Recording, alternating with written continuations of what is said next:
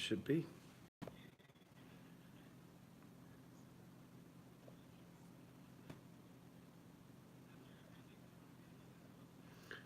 All right, wait till we get some people in here. Turn the volume down on that. Hey, Alabama Farmer, how's it going? Evening.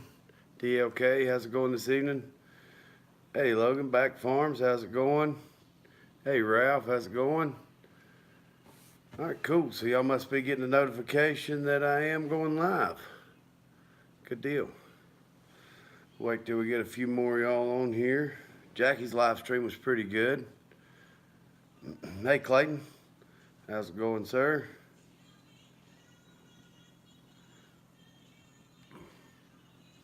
Let's see here. It's easier for me to look at this thing here. Hey, Jackie, how's it going? Cool. Y'all remember to hit that thumbs up when you come in, if you don't mind. That'll help spread the word that we're live.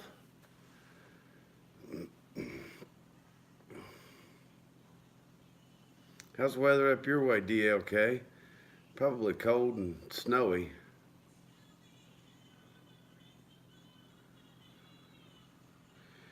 Now, does Instagram tell you if I'm live?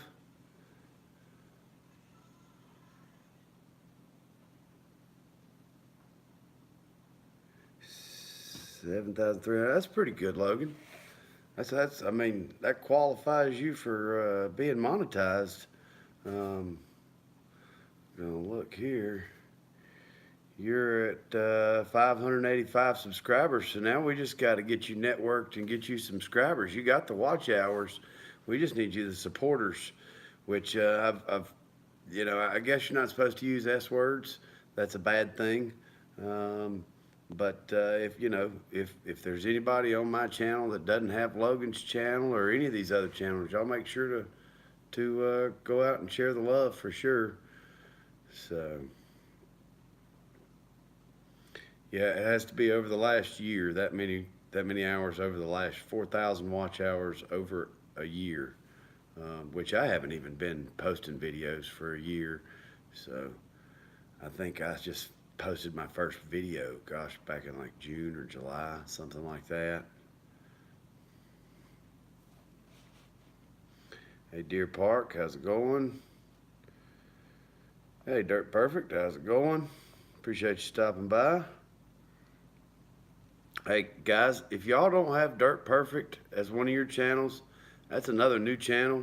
Really awesome channel. He is funny as heck and very informative, got cool equipment, does some nice basement jobs, house building, all that kind of stuff. So really good channel. So guys, I got to grab a charger real quick. I'll be right back.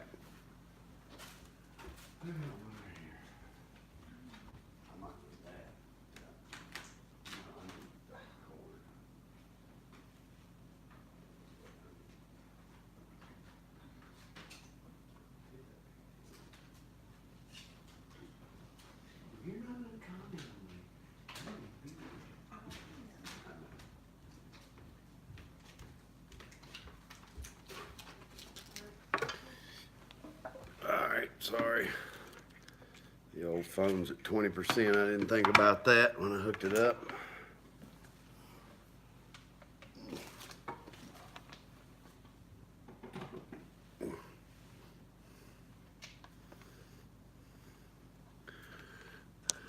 Ralph, you're growing fast. I see you in a lot of the chats. Hey, Farmall, thanks for stopping by.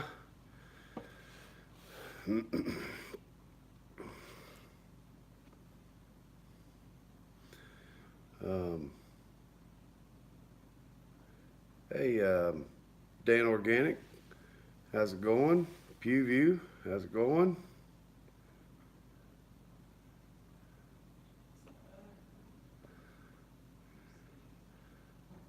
Country Gal.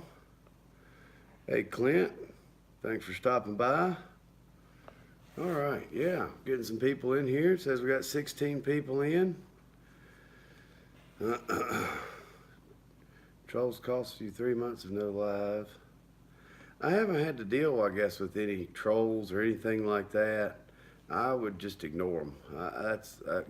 If people want to say stuff you don't want to hear, you just ignore them and keep on trucking on. So,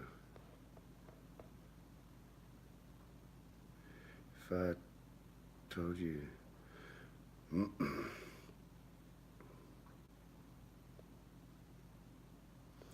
Hey, Brandon, how's it going? Hey, Miss E. Thanks for y'all stopping by. Just doing a random live here. There's some other good channels. Elite Earthworks.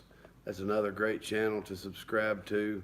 They do a really awesome live every Saturday night, and some other good videos. So those are really good ones. We're not doing anything, just sitting around chatting. Didn't know if anybody had anything they wanted to talk about, anything like that. Just sharing the love back and forth. So we're having a good chat over there in Jackie's stream, talking about YouTube watch hours and different things of that nature. I'm hoping that YouTube doesn't change their program, which I've heard some rumors that they may, and so the watch hours may go up. The number of supporters may go up, that type of stuff. So it's good seeing y'all over on Wade's chat earlier, Brandon. But,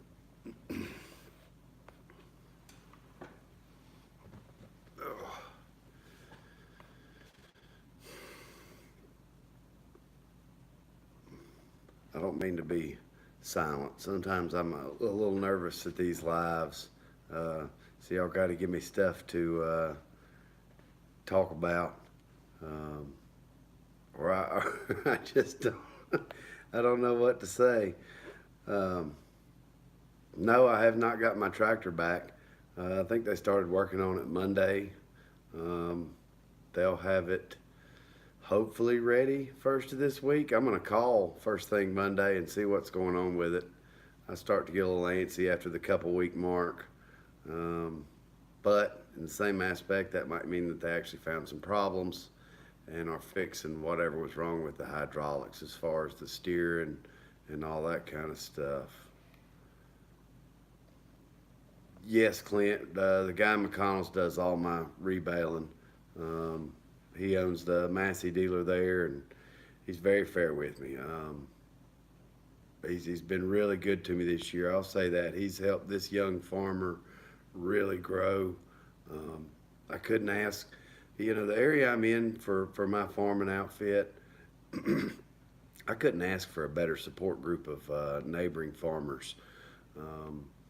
At first, I think I was a little bit of an outsider, but now that people have seen my work ethic, I'm starting to pick up better land contracts. I'm starting to meet farmers that really want to help me to grow and don't want to see me not stay in business. They see what I've got invested, and so that makes a big difference to me. It's very heart touching that that's still out there, that people want to help the neighboring farmer like that.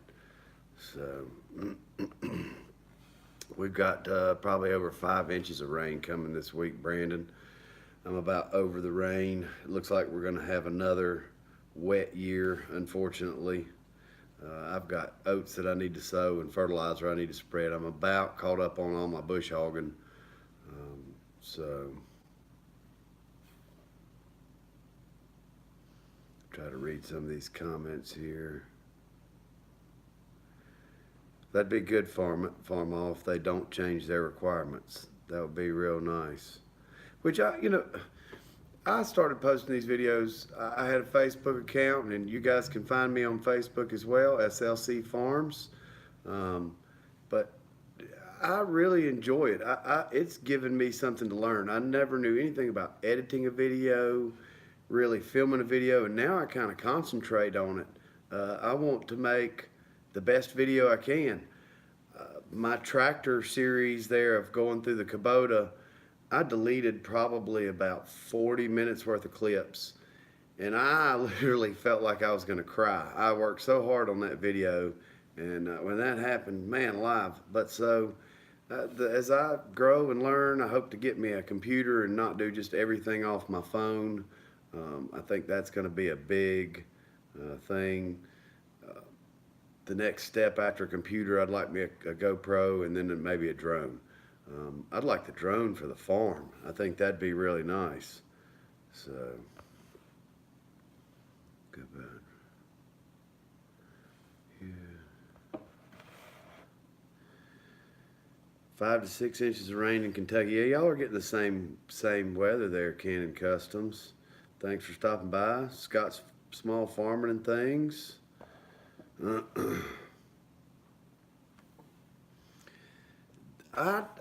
editing, it is a pain. I don't mind it as much, but when I went through to save the video, I didn't have enough storage, so then I went through and started deleting old videos off my phone to make storage for this big video and all. And when I deleted a file of half my videos, and I was just like, oh my god, if I would have had it backed up to something, I could at least go back and take care of it.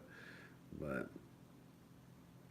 uh, Clayton, the 140, we're going to do maybe even a live stream of getting that thing running. I worked on it, well, it's been about 3 weeks ago now. I'm just out there messing with it, but I'm going to have to pull the toolbox out and see. I really think that it's probably the points. It's been sitting outside all summer and winter, so even though I crank it and move it around, I don't have a lot of barn storage, and we like to show it off, so I keep it out front. So when people pull in, they see that 140. And so it's really probably my fault. But electronics of any type, even the old, don't like moisture and all the humidity and rain we've had. I think that's why it's not firing. The biggest thing with editing on the phone, I try to do it on my iPad, is the smaller picture I'm looking at, Brandon.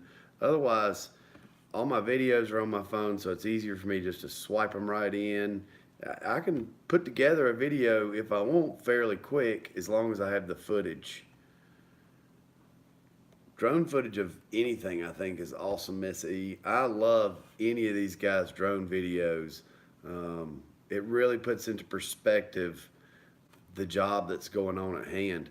Like when Jason did Big Deal 18's drone footage of that pond, that was some awesome footage. It really puts you into perspective of how large that job is.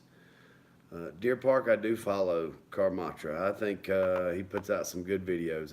I like how he can work on anything. He's a guy that likes old crappy equipment and can work on it, and I think that's an awesome skill. Me, I can turn a wrench, but I'm not really a mechanic per se. I'm not a good diagnoser of problems. If you said, hey Brian, take these bolts off and take this off, I can do that. But as far as the diagnosing of problems and engine work and things like that, I'm not that great at it. So I do hire out a lot of my mechanic work. I've got a guy that'll come here to the farm and do any major work, like on my skid steers or tractors, things like that. Hey, Heaven's Gate, how's it going tonight? Scott Small Farming and Things, Farmer JT, how's it going? Thanks for stopping in. You like your Sony version of the GoPro? I've heard some horror stories of GoPros, like not really filming when you thought they were and different things like that. So that's the only reason I'm scared of getting one right off the gate. I'm going to do my research for sure before I make a purchase like that. I think all these cameras and things are really expensive. I mean, I guess not compared to the equipment I buy, but for making a video right now, it seems expensive. So I'm going to try to catch up on some of these comments here. All right, now, country gal.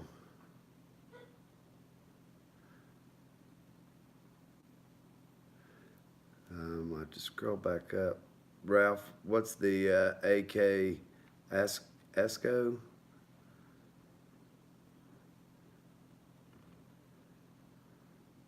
Yeah, if y'all don't mind, make sure to hit that thumbs up button. Um, spread the word out.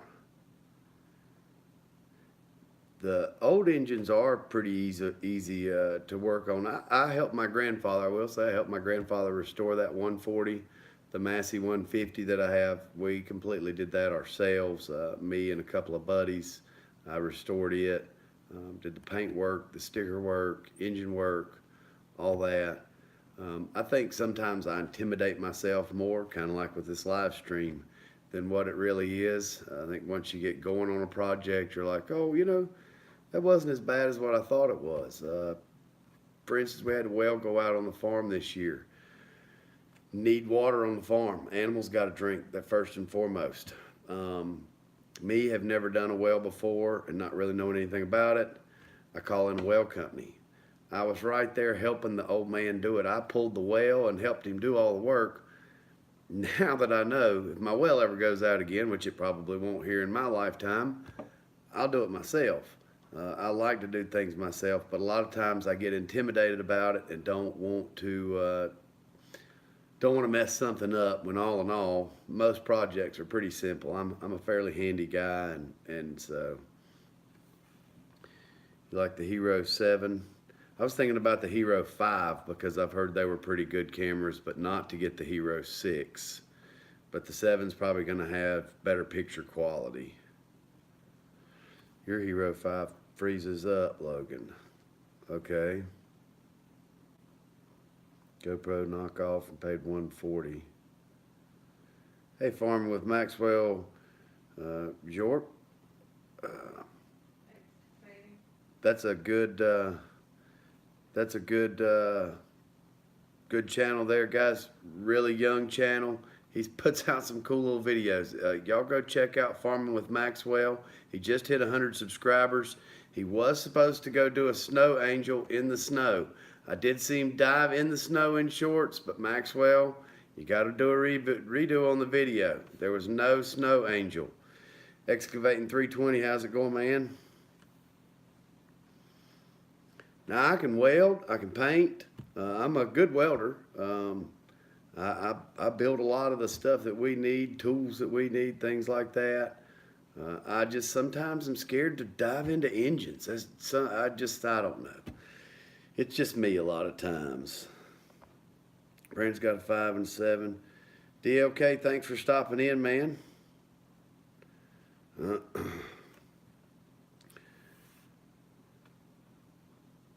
Hey AJ, how's it going? Canon Customs, thanks for stopping in. So the GoPro, go with the 7. Okay, and drone, I've been looking at the Mavic Pro. With the Fly More kit. If I'm gonna get a drone, I'm gonna go ahead and just bite the bullet and get the good one. I've looked at a lot of different drones here lately.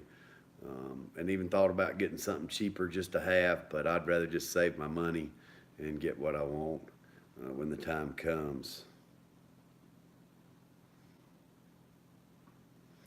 Yeah, I've done an injection pump on the Massey. We had a seal go bad and fuel was leaking into the oil, so it was filling the crankcase with diesel fuel, which was not good.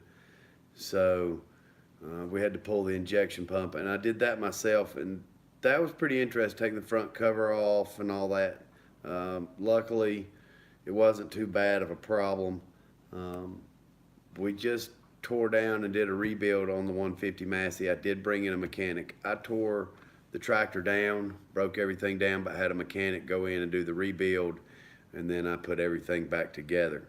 I had footage of a lot of it and lost all that footage. I was kind of keeping it for rainy day footage, but that's just part of it. So, let's see here.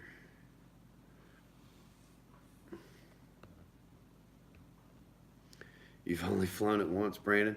I would be scared where you work, Brandon, flying a drone. I mean, you got power lines, houses. You're in tight areas. Well, I would just think you crash that thing. I don't know. I don't know how hard it is. I guess a couple propellers, maybe not that bad. But if you messed up the camera or the little gimbal, that holds the camera, I would think that would kind of be a pain in the butt. So, hey, Mighty Mo Excavating, how's it going? Logan, I've got a 150. It's a 1964 model one. Pretty awesome little tractor. My grandfather had bought it right before he died. He wanted something a little bit bigger. All we had on the farm was our 140. We used to have, my grandfather owned a tobacco farm. My grandfather never farmed that tobacco farm. His family may have, like parents and whatnot, but it was always tenant farmers when my mom was growing up. But they did have a 140, and that's where my farm all came from. Was my grandfather. Um, and before he passed, we had a little 4 foot bush hog for that 140, little house bush hog, single point. My grandfather thought it was dangerous and didn't want anybody to use it. So he traded that bush hog and a little bit of money and bought that 150 with a 5 foot bush hog on it. Since then, I've done major upgrades to the tractor: roll bar, canopy, steps, engine work, linkage work, just to make it where it could actually farm a little bit better. And it's actually a really good tractor now. Hey, Ryan Christopher, how's it going? Just I but those sensors, Brandon, sometimes go bad on. I just like Jason's drone flying into the tree there on that video. What sensors stopped that? Uh, Maxwell, any of the DJI drones are really good. Really, all the DJI products so far that I've seen or used have been pretty good. So, hey, Rogue Excavating, how's it going? Thanks for stopping in.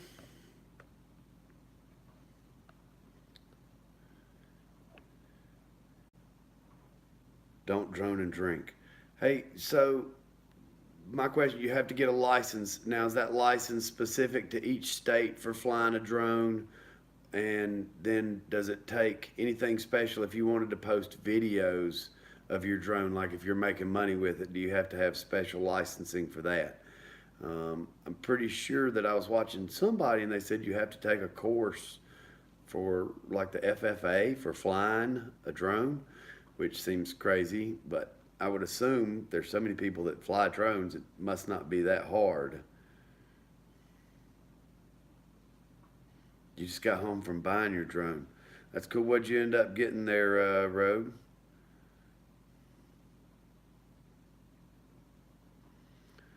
Maxwell, depending on the package you get with the drones, the DJIs, so like the Mavic Pro, they start at around 600 bucks. If you want the Fly More kit, they're around 1,000.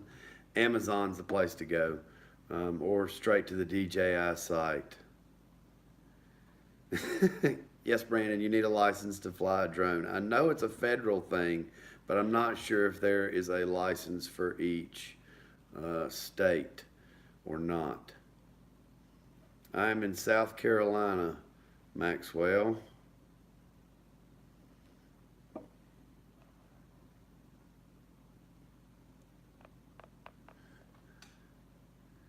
Had an icy tank. Hey, welding's a good thing to learn there, Clayton. Really good skill to know. It's kind of like having a CDL. I've got a Class A CDL, and that's one of those things I'll keep for a lifetime as long as the government never takes it away from me, because you can always go get a job as a welder. You can always go get a job as a truck driver. Same thing with running equipment. Any skill set that a man can give himself with his hands is a plus. You will never go hungry as long as you know how to use your head and your hands. That's one thing I've learned through my life. Let's see here. Stick with flying your Cessna. Boy, I'd love to have a Cessna. Come pick me up, AJ. There's a private airport right up the street. Take me somewhere where it's sunny. That would be nice. No rain. Costa Rica's looking nice right now.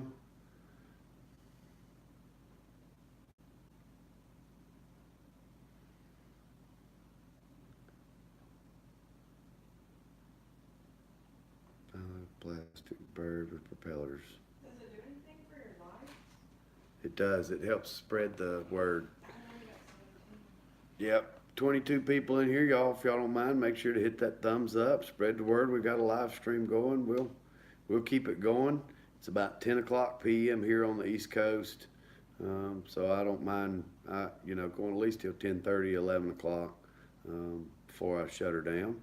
So, yeah, pick us all up. Mighty Mo wants to go. Clint, that's what I love. I think I owned a landscaping company for years. Landscaping kind of got me into horses. Horses got me into doing farrier work. Farrier work got me back surgery. I'd sold the landscape business, took some of that money, bought a bunch of used equipment to cut and sell my own hay. And when I had back surgery, it kind of pushed me into farming full time. Um, I made easier money working on horses. I'll definitely say that. But I got bored easy. I'm one that will get bored with jobs really easy. In farming, you can't get bored with a job because every day you do something different. One day you're working a shovel, one day you're working a welder, one day you're doing paperwork, one day you're filming yourself. It really has been my lifelong dream since I've been a little boy to do what I'm doing now, and I'm living my dream. The Lord has blessed me with that. So I really, I really do. I thank God and friends and family foremost for where I'm at. Um, and if it wasn't for that, it wasn't. I wouldn't be here. That's just plain and simple. So hey, Cole Outdoors, how's it going? Yeah, Rogue, that is a nice drone. That's really what I'm looking at getting. I hope maybe into the summer or so to have a drone. That's really what I'm shooting for.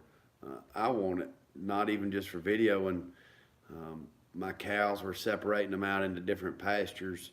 It'd be really nice to be able to just throw a drone up in there and go, okay, this pasture needs hay, this one doesn't, than having to drive around everywhere. So.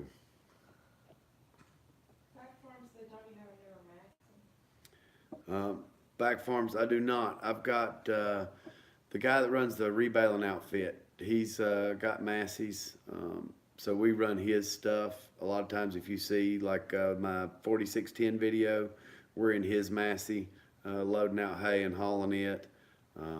When I'm at the rebaling place loading, I'm running a Massey there. So that's where you'll see me in them. I'm kind of a Kubota guy, and I really think that that's where I'm going to lean my channel towards. I have not seen too many Kubota channels, and I think that's the majority of where this channel is headed. Is going to be mostly Kubota product information, things of that nature. I mean, I'm going to have videos of everything we got going on. We build roads. We do other work than just farming. For extra income on the farm, for landowners, for people that need, when we have free time, we try to do other odds and ends jobs to bring in income. You have to, or the farm will never survive. It's hard to be a full-time just plain, you just live on the farm. You don't do anything else, especially in today's world. And it's even harder if you're a big landowner. So, I actually, and Logan, you'd said something about the Massey. So right before I bought my N5, I was gonna sign the lease work on a 4710 Massey, but Massey's lease was not as good as Kubota's. So that's why I'm actually in the M5 instead of the 4710. I liked the ride of the 4710 better because it was a heavier tractor, but I did not like the loader function of the 4710. Hey Brian, 6180, how's it going?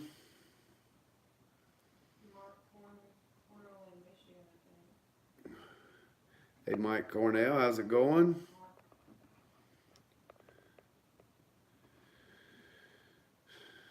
Kubota does have some really great lease options. I leased this last tractor and cutter because I know we're going to be stepping up in a big tractor, bigger than the 111, and so the lease was the perfect opportunity. It's 100% tax write-off. We don't have to worry about depreciating it. I don't have to worry about Once it gets a certain amount of hours, is the emissions going to mess up? If I like it at the end of the lease, I'm sure they've got a good buyback program. I'll buy it back. Otherwise, if I don't buy it back, then I'll give it back to Kubota and they can do what they want with it, and I'll move on. If I don't want another Kubota, then I'll move on to the next brand. But um, I really do think the new dealer that I went to there, Wilson Tractor, I think they're going to help me out so much more than my local Kubota dealer was doing. I'm not knocking them. I just don't think they really realized the direction that I was headed. I think they just didn't know. So let's see here.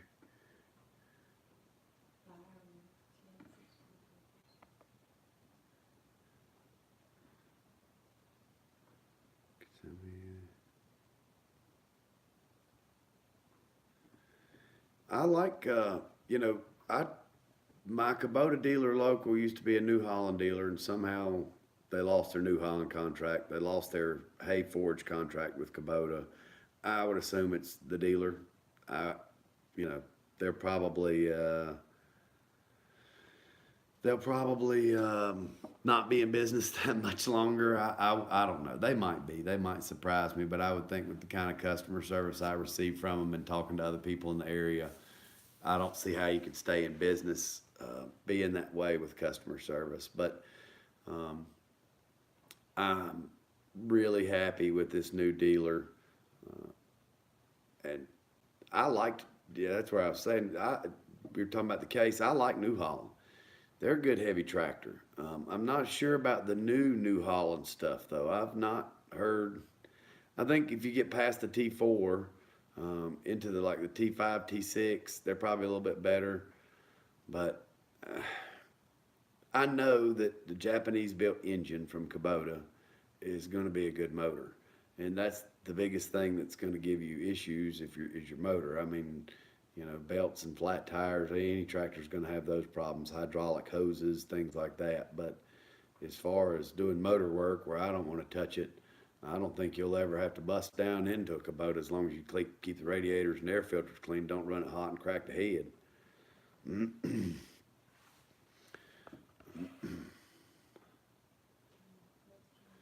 Night Cannon has. Thanks for stopping by. Don't go under 140 horse on the new blue or red. They're made by LS. But now, if you just wanted that, would you just go buy an LS, AJ? I mean, I've not heard horrible things about LS tractors. If you have a dealer, can you get parts for the dang things? Um, our Kubota dealer acted like the New Holland was really hard to get parts for, and that that New Holland's parts department was not that great to deal with. Well, that's what everybody says, Byron. I Kubota's always too light. That's why on that like M5 I added the cast wheels and a bunch of other stuff to get it specced up close to what that Massey 4710 was. That Massey was a little over 8,000 pounds stock, no water in the tires, no nothing. Um, I had to add extra weight and all that to the M5 to get it to that 7,500 pound mark. And weight is what makes the tractors ride. Really, I think it makes any machine's ride. The heavier it is, the better it's going to ride. Poor warranty and dealers lacking training. I would say the same thing though on the training on Kubota dealers, AJ. My first disc mower that I bought from this local dealer, they left out a $2 orifice in a hydraulic line. The disc mower slammed itself apart. They didn't want to take any fault for it. Kubota didn't want to take any fault for it. And if it wouldn't have been for me just absolutely raising hell, you know, uh, they wouldn't have done nothing about it. And I still had to pay a machinist to get the damn thing fixed because the dealer said, we can't fix those broken bolts off. They wanted to put a whole new gear housing on it for some broke bolts that they couldn't get out. Um, it was absolutely ridiculous. The only reason I bought another Kubota mower and Kubota tractor was because K-TAC insurance is so good. You can flip the damn thing over, roll it down a hill, catch it on fire, and they'll replace the thing. And K-TAC ended up totaling out that disc mower because it was so bad. and that's why I went with another Kubota tractor or disc mower. I'll be honest, AJ, I was pretty upset there with Kubota for a little bit. Then when I bought the new tractor, I had the issues with it, but I really think it boiled down to dealer because the dealer would never put me in touch with our rep, um, and so I just think there was no contact. Kubota's customer service was uh, was no good. They said you need to just go to your dealer, deal with them. Well, that my dealer was like, well, when you have more time, which it was there a month, bring it back. Well, who's got damn more time than a month? If you can't fix a tractor in a damn month, then you better shut the hell down. Pardon my French. But I really was. But this new dealer, I'm hoping is, I'm just really hoping that it's going to get fixed right. In fact, the new dealer is trying to actually get me out of the lease on that tractor because he thinks he can get me in an M7 for the same price. That one we were in the other day, and I really think that's what's actually taking a little bit longer. Um, I don't think it's them fixing it. I think they're trying to work with Kubota and actually get me out of that tractor. For the size operation of what I'm doing, um, the owner there at Wilson Tractor feels that I'm in too small a tractor for what I'm doing. So we'll see what happens. 4% wheel slippage with it.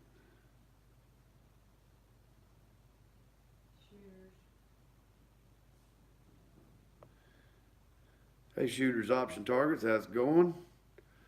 Appreciate you stopping by. The LS is not for tall people. I've been watching a lot of these other YouTubers that have been going to the farm show in Kentucky, I guess. No, Louisville. That would be neat to go to. I guess just like all the earthwork guys wanting to go to Vegas for the Con Expo. Between the Sunbelt Ag Expo and the Louisville Farm Show, those are like the two main ones for farmers, and that'd be really cool to go to, see all the latest and greatest in tractors and equipment and tillage tools, all that kind of stuff.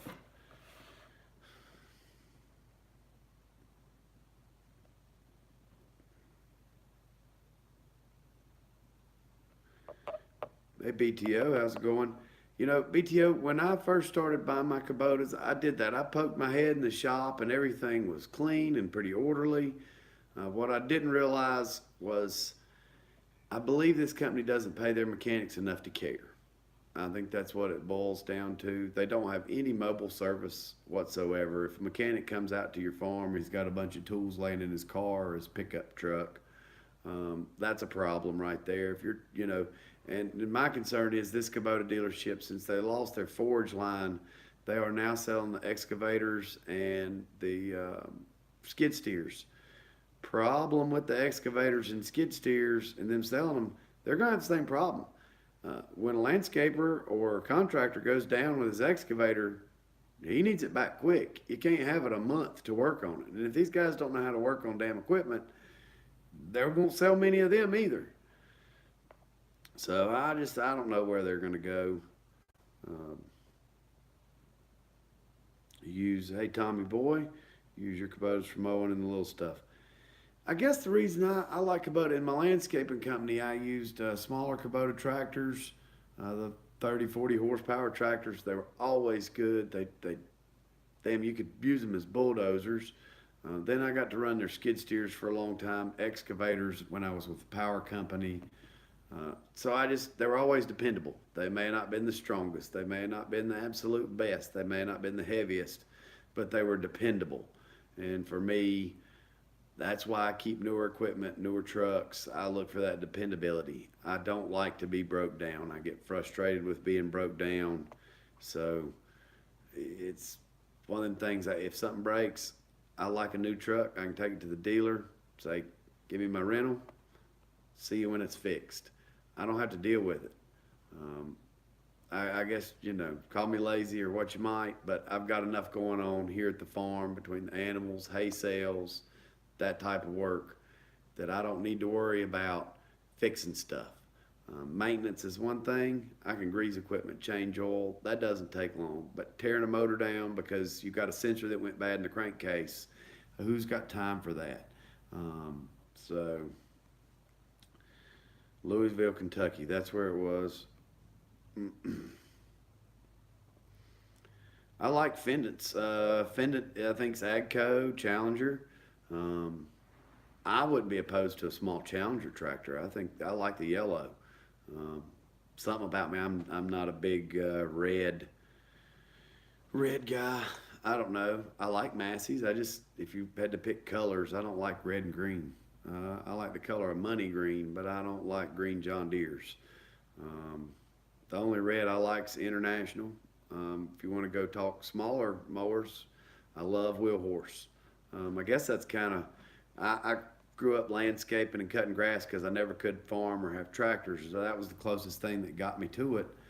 Well, I fell in love with Wheel Horse tractors. That was back before Toro owned them or anything like that.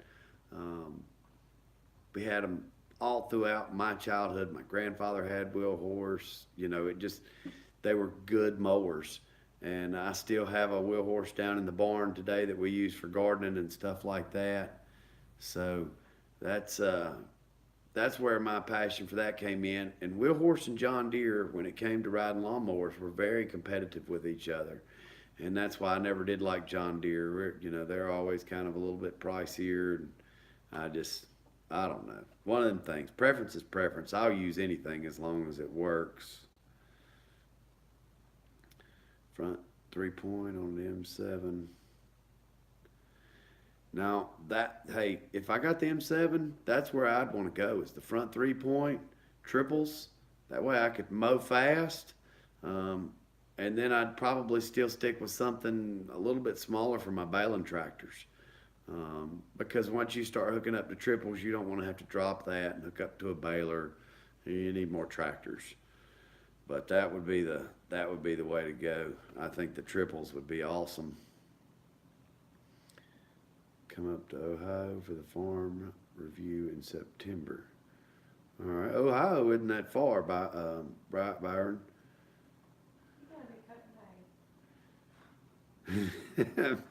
Miss SLC says I gotta be cutting hay.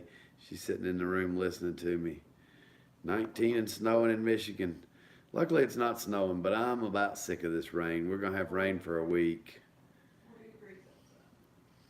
I like Agco. My inline baler, which is a Heston, you know, it's kind of like all my Kubota hay equipment's either Vicon or Kverlin.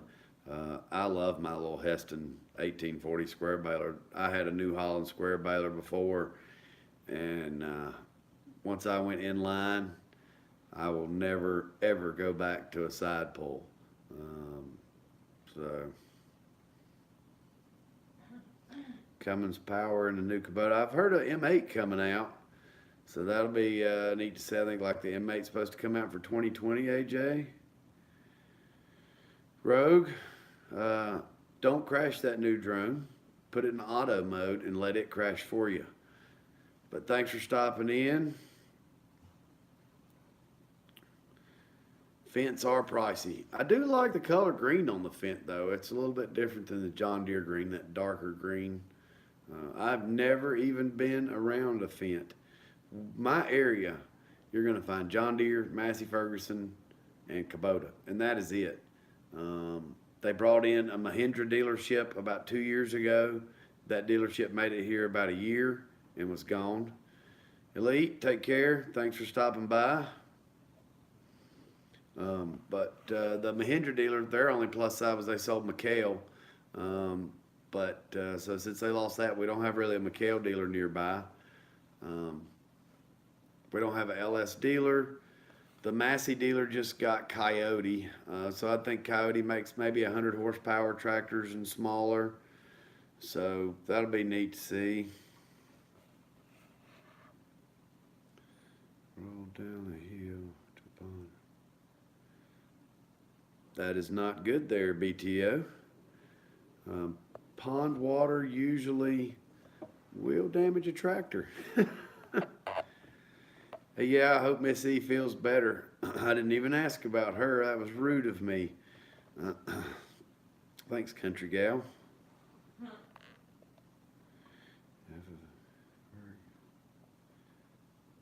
Manual's bigger than the Bible.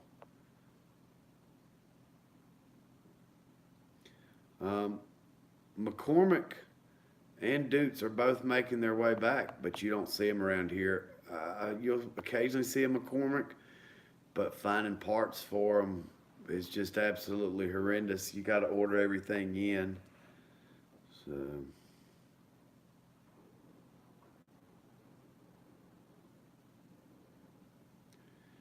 I sell horse hay. Yes, Mark. That is all we actually sell. Well, I mean, we sell hay. Now, my main customer is the horse customer.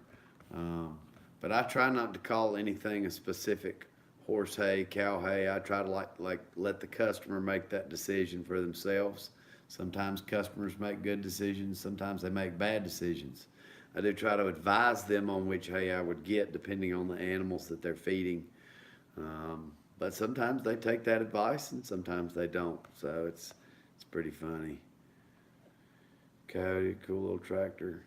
The Coyotes I've seen around here have been pretty good little dependable tractors. I haven't seen really any in the shops. There's some features on Coyotes that they have that my Kubota M5 doesn't have, even on the smaller ones.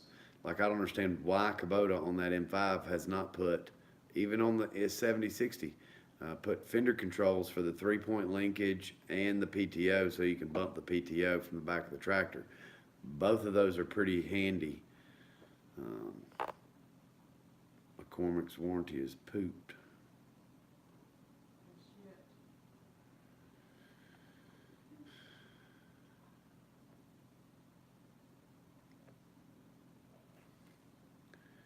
She's got a big square bower. Okay, that's where Millennial Farmer goes there, where he demoed the Challenger. So you must not be too far from him. We've got the man that does the rebaler operation. That's what all he does is the big squares. My challenge would be is, you needing a 200 horsepower tractor with duals. You got to have some ground to cover when I think, with a big square baler. I think they're probably a lot faster than a round baler because they're continuous, as to where you don't have to stop for it to tie. I don't see myself ever getting one, but you never know. The direction that we plan to go is we are looking to build our own rebaler outfit. Within the next 5 years, we want a full barn to put it in. And we're going to start kind of doing the same thing our buddy does, to where we rebale everything. This year, for 2019, SLC Farms, I'm really not planning on putting the square baler in the field too much, maybe to make a few squares for myself. But my plan is to round bale everything and take it all straight to the rebaler and let him unroll it, put it in bundles of bearing bundles and semi-trailers. It's so much easier for our labor to have him do that than for us to try to get it out of the field. I can be much more productive and focus mainly where I need to focus, which is on our field's production.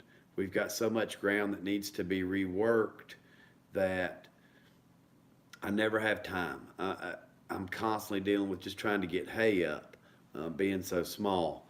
So I think that just round baling everything, get it cut, get it baled, get it out of the field, let him make my squares until I get my own operation built, then I think that would be the way to go. The big squares are great for the stacking ability too. Yeah, just like you were talking about there, Byron. The fitting in the barn, and they do rebale better. BTS is out. What's alfalfa bring? Small squares. Oh, what's alfalfa bringing in small squares around here? It depends on where it's from. If we grow it, anywhere from 10 to, well, I'd say anywhere from 8 to about $14 a bale if it's grown here. And usually if it's grown here in the local my area, it's Roundup Ready alfalfa. It's going to tend to not have quite as much leaf and be a little more stemmy, and it's always sprayed with acid to keep the leaves on it. If it's imported in, it's going to depend on the buyer we're buying it from, how we're buying it. Um, because alfalfa is one of those hays you really can't rebale because the leaf content's going to fall off. So uh, you're looking imported upwards of $22 for a 60, 70 pound bale of alfalfa. I've got a couple of buddies that grow alfalfa. They do pretty well with it. They sell theirs, I think, for around $10 to $12 a bale. Their fields look good, but they're just always a challenge between bugs, keeping the weeds out, our clay soils, keeping them the nutrient right. It makes it a big challenge. Central part of Illinois and 100 head of beef cattle. Okay, Tommy boy, let me go here. I think I'm already subscribed to you. Nope. Yeah, I am. I've already got you, Tommy boy. No. I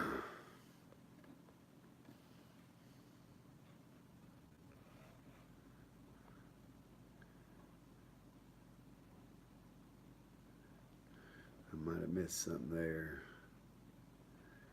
Case IH or John Deere.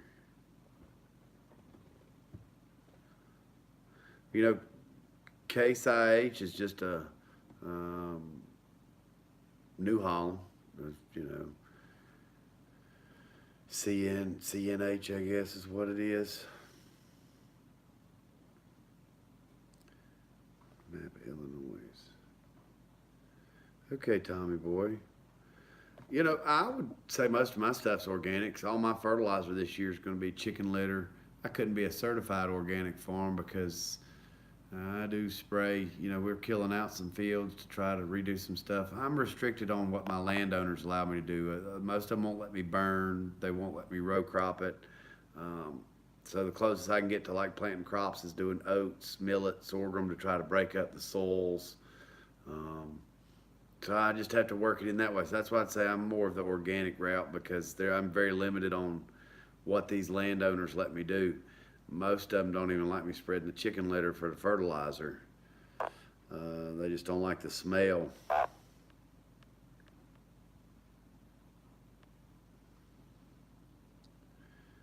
Sell direct to the consumer in the kicker wagons. I had my first baler that I bought had a kicker on it, and we bought some kicker wagons. That was pretty interesting there. It was a New Holland 575 with a hydraulic kicker. That thing would chunk a bale. But I just didn't like how everything locked together in the wagons and it made it a pain to stack, especially when we were trying to put it all in our own barn. If I could grow anything, it's going to be orchard grass. We've got people around here that just love orchard grass. It's great for the horses in the horse industry. It's not too rich. It doesn't make your horse hot. My personal horses and animals like my what I would call mixed grass hay, which is just whatever's growing in the field. It's going to be some fescue in there, some Bermuda, some crabgrass, just to mix everything. They tear that up faster than they will any straight bale of hay. If you've got a bale of straight fescue, it could be the prettiest green stuff instead of a bale of my just old, like I say, meadow grass. They'll tear up that meadow grass well before they will the straight fescue or anything.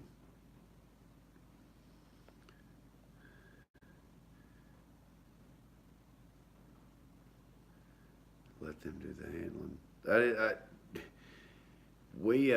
We had a delivery yesterday. Nice little small delivery. It had just rained. I got high school guys that help do my deliveries. The guys went to go to the farm. They got stuck in a field. 2 hours later, they finally started unloading the hay and trucking it back and forth to the barn because of where it was. I think sometimes you lose more money on the deliveries and trying to handle it for the customers and please everybody than just saying, it's here, we've got it, if you want it, come get it. There's a couple times that I've thought about getting out of the deliveries, but I also think that that's a niche market because there's not a lot of people that do delivery, stacking, put it in a loft.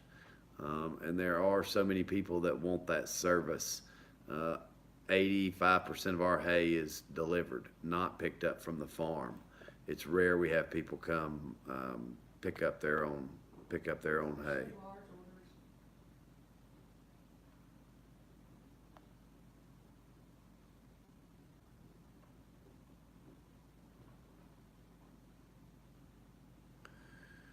The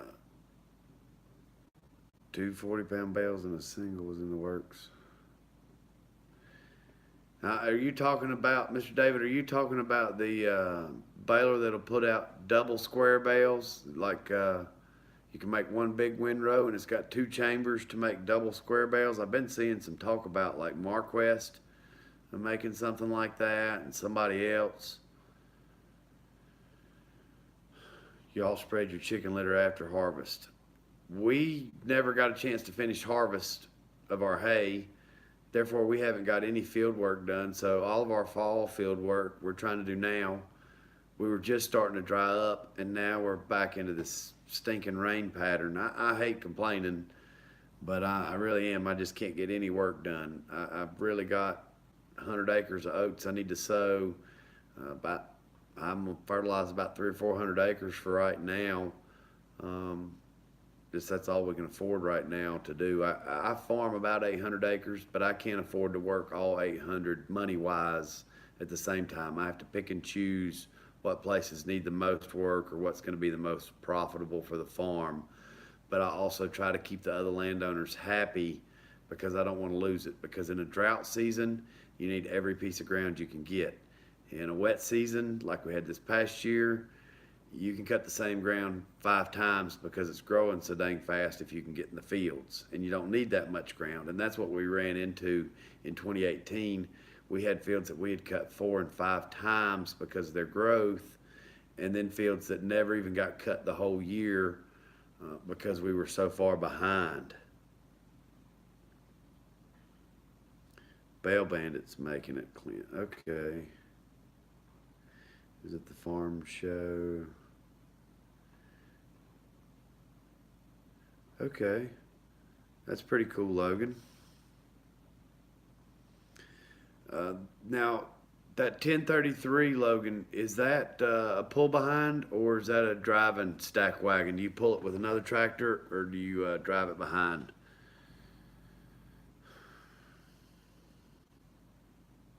Y'all, if y'all hadn't helped Tommy Boy 8530 out, make sure to go over and check his channel out. Lots of different content there. The HD twin baler. Now I know the Bandit guys are making one, and also the Baron guys are making one, but the Baron guys will not release any pictures or info on it until it's actually, they're looking maybe 2020 production.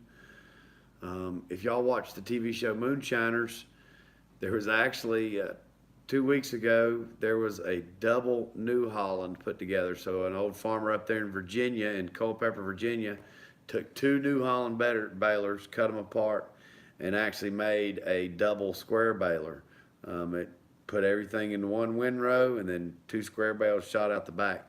It is on the TV show Moonshiners in operation. Pretty neat to see. And it's in Culpeper, Virginia. It wouldn't work for me, Mr. David. Not in what I'm doing. I'm leaning to go more, try, like I say, the guy in McConnell's and like y'all, Clint and Mr. David, to where everything's rebaled, chucked in a semi-trailer. It's just so much easier labor-wise to deal with, storage-wise, all that kind of stuff. So, drain tile in the cornfields. Now, that's one thing we don't really have a lot of around here in the southeast, is doing drain tile, stuff like that. I do a lot of bottomland and floodplain and stuff, but you'd never hardly see drain tile going in. All right, Byron, thanks for coming in. It's good to see you. Okay, Logan, pull behind.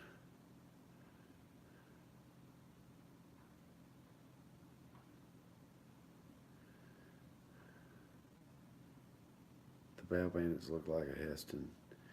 Yeah, that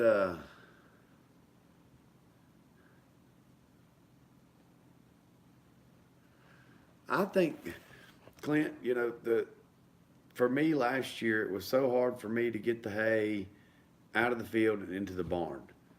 I do not sell square bales out of the field like people post online all the time. Square baling hay today. Come get it out of the field for 75 cents cheaper unless I put it in the barn, and then it's going up. Well, you know, it's just silly. You're losing money. Just put it in the damn barn. Sell it out of there. I know a lot of people don't have barn space, but that's where the part timers that just do it really hurt the full time guys because they sell it cheap and then everybody thinks, oh well, Joe Blow down the road sold his hay to me for $2.75 a bale. Well, Joe Blow's got some 1920s equipment that's all paid for and some land that somebody gave him, and he don't have a barn or nothing to put it in. He don't have payments, so it just makes it pain. I wouldn't spend the money, AJ, on that Vermeer self-propelled baler. Golly, bum, you can buy. That's kind of like buying a self-propelled mower. I want a self-propelled mower. That's something else. If I didn't get triples, the self-propelled mower would be nice. But a 15-foot head going down the roads around here, I think the triples would be a better way. But you can only do one thing with it. You can only bale. You know, if you got tractors, you can plow, you can push snow, you can dig ditches, you can do whatever you want. Is to where a self-propelled round baler, you're going to use it 3-4 months out of the year if you're lucky. I don't know. But I said the same thing about a bale bearing, and I really, Clint, I wanted to ask y'all. That's why I've been wanting to call your dad. I've heard so many horror stories about bandits, so I know y'all have a bandit. Does it give the problems that I've heard? People say the wire bands or the metal bands give problems and that they break real easy and that the bearings don't, but that's why the bearings are so much more. And I've also looked at the Accursion bale bundler, but it only does like 14 bales at a time. And you have to pull it down the road. You can't, or lowboy it because it's so tall. You can't trailer it.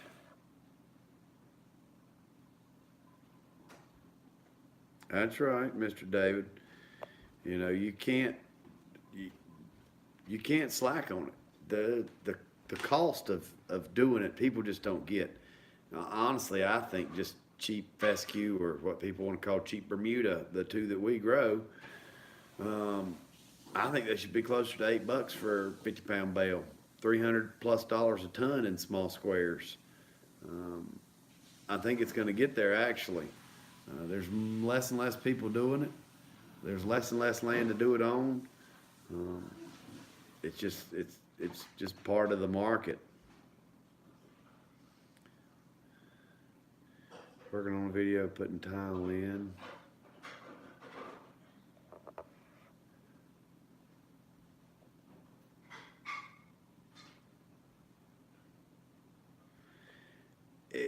What I think would be cool if Vermeer would have made that self-propelled to where you could switch it out to a large square or round baler, do multiple. I wish they'd bring back the ride-on or self-propelled small square baler. I think those were pretty innovative. I really liked them. I'd love to own one of the old New Holland ride-on square balers that worked. I think that would be a kick-ass piece of machinery.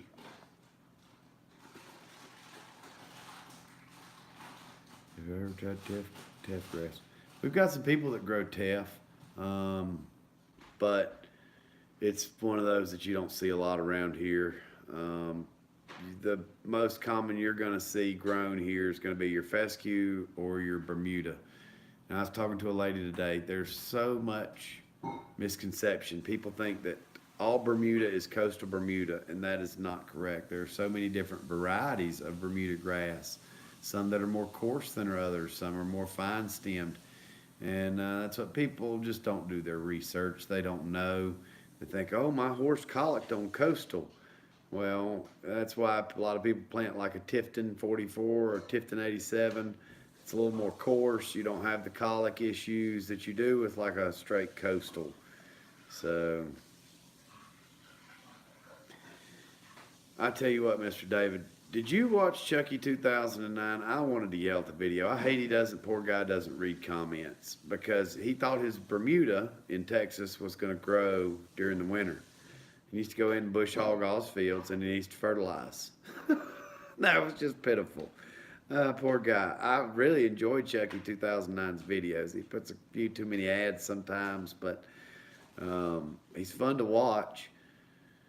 But poor guy, poor guy. He just, I'm hoping that somebody that knows him local came and said, hey, you know, your fields are fine.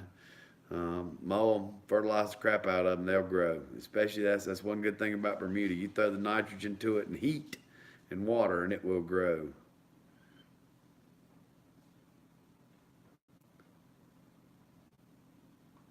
When you're no parts, not one.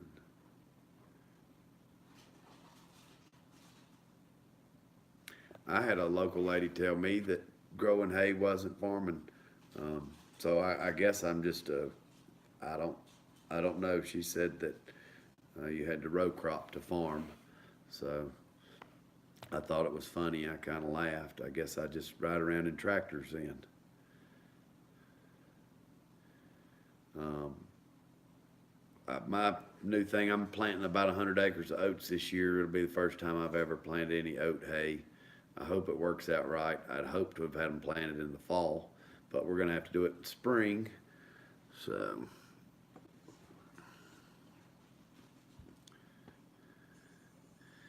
see, that's a shame that, Logan, that you've seen it rotting in a fence line out west. Stuff like that needs to be in a barn and be restored.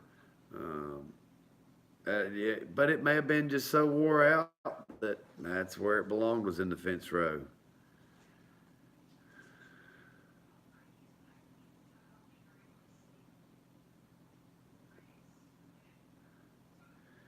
Wrangler Bermuda due to the weather. I don't know if I've heard. See, there's another variety I just now heard of. Somebody told me I should try sprigging some of my fields if I wanted to switch and try doing some Bermuda, but I don't know if there's anybody around me. I guess they just have to come in from somewhere else if not. But to sprig it. Clint, another reason horses colic is because people feed 2 flakes in the morning and 2 flakes at night. If you feed 24/7 free choice hay all the time, 24/7 free choice water all the time, you won't have horses colic, even with temperature changes. I'm going to knock on wood there, but we got 10 horses, and I just, horse owners are the problem and the reason horses colic. I hate to say that, but they, let the animal be an animal. Give it some food and give it some water, and it'll make it. Give it room to move. That's the other thing. Quit stalling the damn things up for hours at a time. I'm a hay grower. Yeah, that's what it is. Some love it and some don't. The TEF. I'll have to look into that. I haven't really ever had anybody. My biggest questions I get asked is, do I have alfalfa and do I have orchard grass? Um, right now we've got an alfalfa orchard grass mix that was grown locally in stock. The alfalfa is not that pretty, but the orchard grass is really pretty in it. It seems to be doing pretty well. So my I haven't decided whether we want to start importing other people's hay. That's another step that we could take with our hay operation, would be to have a bunch of different varieties. But I think that changes a lot of regulation as far as trucking, things like that. I think when you start selling other people's products, you need DOT numbers, all that. If I'm selling my own hay, I don't have to worry about that as much. If I'm delivering my own hay, I don't have to worry about that as much. Now, I guess I could lie and say I grow it all, and that would probably be the easiest thing to do, but I'm an Eagle Scout, and I try to be fairly honest about what we do. I don't like paying the government taxes and giving them extra money, but we want to continue to be in business. I don't want the IRS to come in and take everything I got either.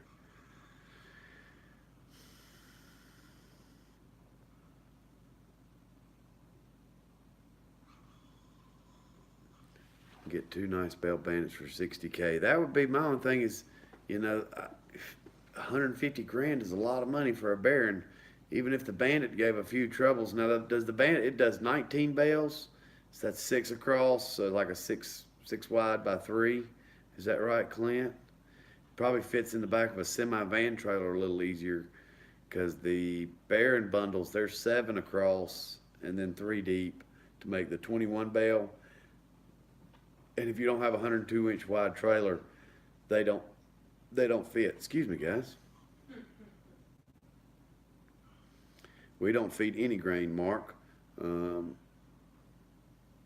that's one thing. We got fat and happy horses, but we might give them a little something every now and again to get them up, or when we go riding, we might give them a little bit of extra something besides their hay that we take with us on a ride. But as far as just graining our horses twice a day, like a lot of people around here do, we don't. Our feed bill is non-existent.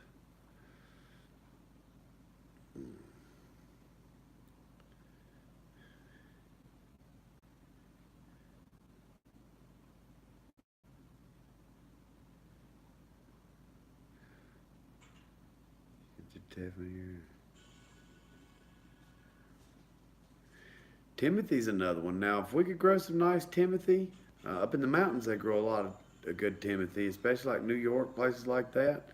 I like Timothy hay. Timothy and orchard mix would be a nice mix. It would really sell well. The problem we have here, though, too, is people don't want to pay for expensive hay. They don't know the difference in quality. Um, People just want a green bale. They don't care what it weighs as long as it's got green to it, and they don't care what kind of hay it is. That's what that's so pretty and smells good. But they don't know that that hay may not have a lick of protein, and this bleached out stuff over here that just dried in the field a day or two longer has way more protein. Um, I am in that market. I play that market. Um, that's business. I hate to say that. But that's just the way it goes. Uh, if it were me, on the other hand, I would rather pay $12 a bale for really high protein hay than to pay $5 a bale for junk hay that's not going to do anything and then have to go buy $200 a week worth of grain. It makes no sense to me. Spend your money on the forage. Forage first. Any good horse person or animal person, period, will tell you forage first. Okay, the Wrangler tolerates cooler season better. That's what Logan orchard grass is king here. I mean, because people can get it for that $6 to $7 a 50-pound bale range.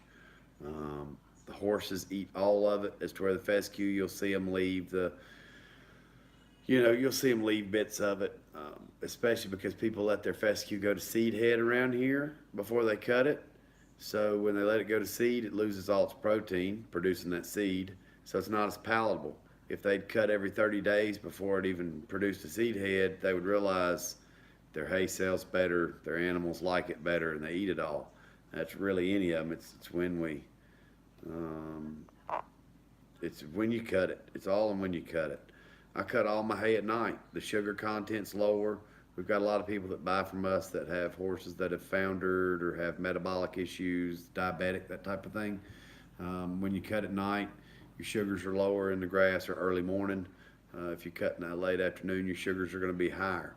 My cow hay, we try to cut in the afternoon because the cows like that sweeter hay. Well, see, we can't get a Timothy Orchard alfalfa mix. I mean, it's just hard. And every person I talked to several people about trucking in like some orchard grass this year, and I felt like I needed to fly to their farm and watch them load the trailer, because that's scary to send somebody a check for a van trailer of hay and trust that you're going to get what they say you're going to get, because you've got to turn around and resell that hay. And if it's all a bunch of cow crap and you were thinking, well, I'm going to sell this for $10 a bale, you could lose your butt in a couple of loads of hay buying other people's junk.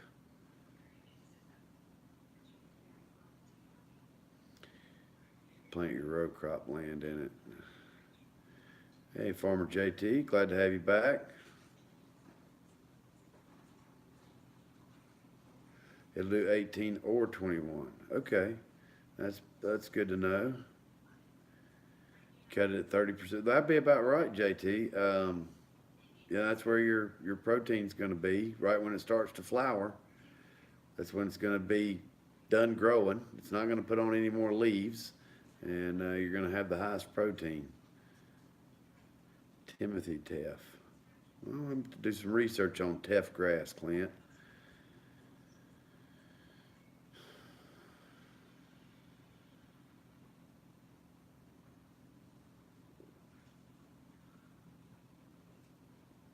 The orchard grasses. Well, that's the problem with doing like an orchard grass Timothy mix.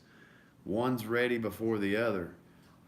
So one's going to be good protein and the other one's not. And it doesn't matter which way you plant it. It's hard to make a mix to where everything falls in line at the same time to be ready. So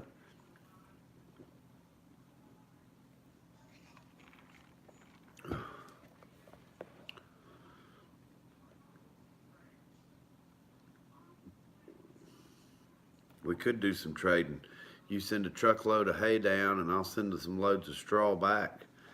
Um, I don't know how the straw's going to do this year. I guess everybody's kind of like me planting the oats. They're planting the wheat now, so I guess they'll harvest a little bit later on the wheat and get their double crop in a little bit later, which is just going to push everything. I mean, everybody's just farming. In the farming world, you're screwed because of this rain. We need to be in the fields. It's starting to get crunch time. Into March, it's really going to be crunch time. If we're still getting rain like this all the way through March, I just don't know what the fields are going to look like. We've got some overseeding that we need to do in a few fields that had some bad spots that we took care of. And we are, like I said, we're doing a little bit here and there, but not the amount of work. So, you meant Tiffany Teff?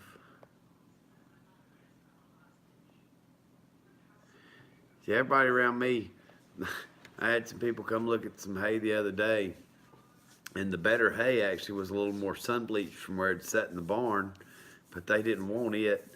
They wanted the hay that was pretty and green. And I said, well, that hay actually has some briars in it. We're keeping it for our own horses. No, we want that. That's the better hay. Okay, so they took it.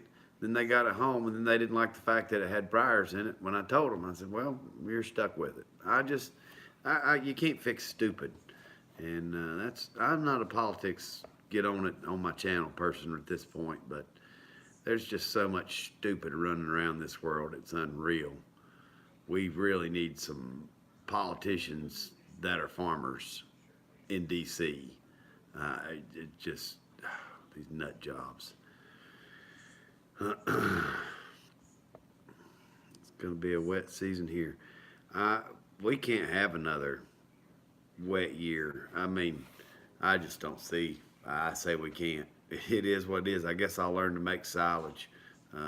We bought us a new baler. Y'all will be getting to see it here real soon, and so we did go ahead and get it where it'll make silage. So if that's the case, we'll at least have stuff for cows to eat. I don't know about horses eating silage, but we'll do what we got to do, adapt, overcome, and prevail. Well, guys, I've been on here, I guess, a little over an hour and a half or so. I'm not real sure, but it's close to 11 o'clock. I got to start winding down, getting ready for bed. I appreciate everybody coming in. If you hadn't hit that thumbs up, make sure to hit that thumbs up. And we'll see y'all on the next one. Maybe we'll try to do this every Sunday, pick up after Jackie's live stream and do a little live stream. It was fun. So I'll give everybody a second to say bye. And again, I appreciate everybody coming and chatting. It's been fun. I'll get more loose as the time goes. So, night, y'all.